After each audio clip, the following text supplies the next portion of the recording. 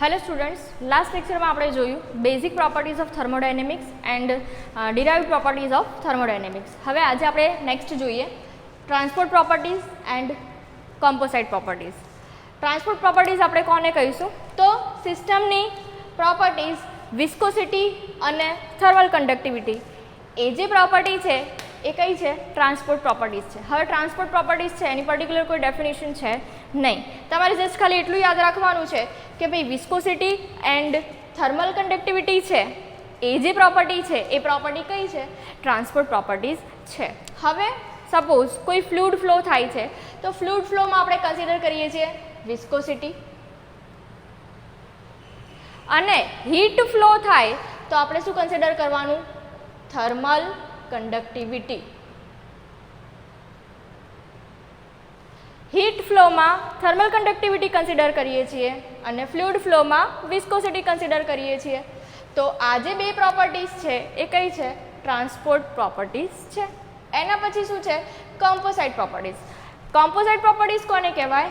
તો properties depends upon system and surroundings both is known as composite properties.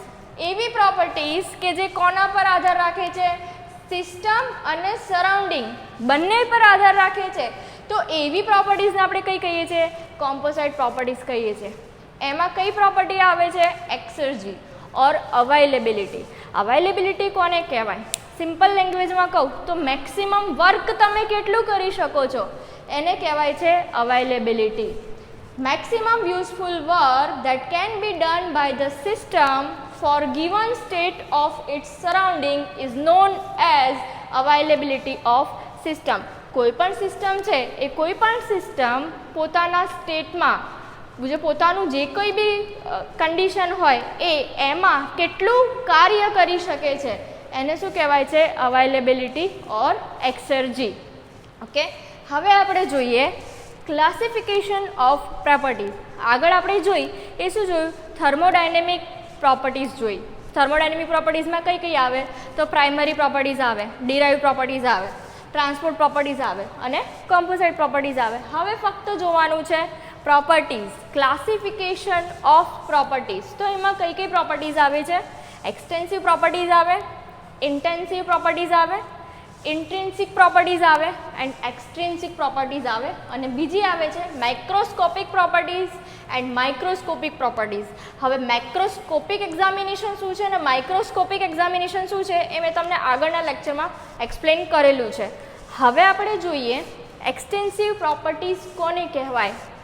Properties whose value depend on mass of the system. પ્રોપર્ટીઝની value જ્યારે સિસ્ટમના માસ પર આધાર રાખતી હોય તો એને શું કહેવાય? એવી પ્રોપર્ટીને શું કહેવાય? Extensive properties. અગેન રિપીટ કરું છું, કોને કહીશું આપણે extensive properties? Properties whose value depends on mass of the system. જે પ્રોપર્ટીની વેલ્યુ સિસ્ટમના માસ પર આધાર રાખતી હોય તો એવી પ્રોપર્ટીને શું કહીએ છીએ આપણે? એક્સટેન્સિવ પ્રોપર્ટીઝ કહીએ છીએ.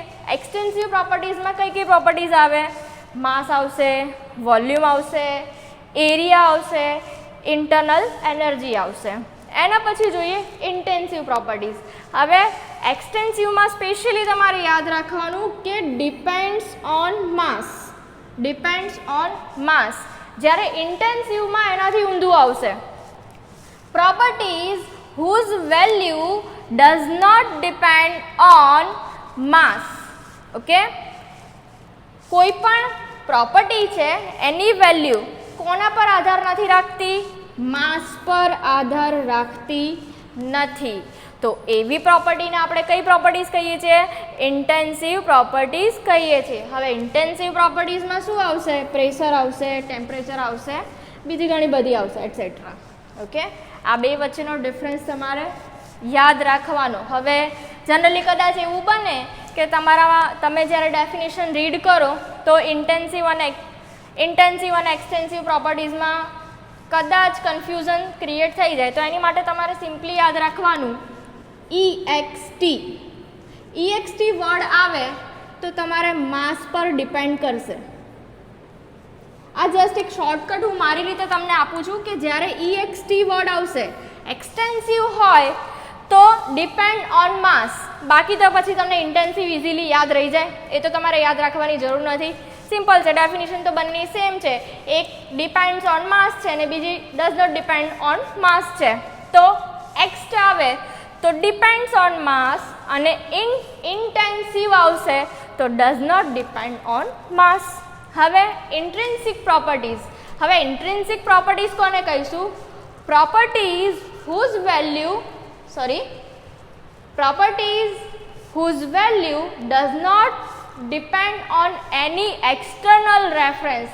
એવી પ્રોપર્ટીઝ કે જેને બતાવવા માટે કોઈ એક્સટર્નલ રેફરન્સની જરૂર પડતી નથી, તો એને શું કહીશું આપણે? ઇન્ટ્રિન્સિક પ્રોપર્ટીઝ. તો એમાં કઈ કઈ પ્રોપર્ટીઝ આવે છે? માસ આવશે, વોલ્યુમ આવશે, ટેમ્પરેચર આવશે.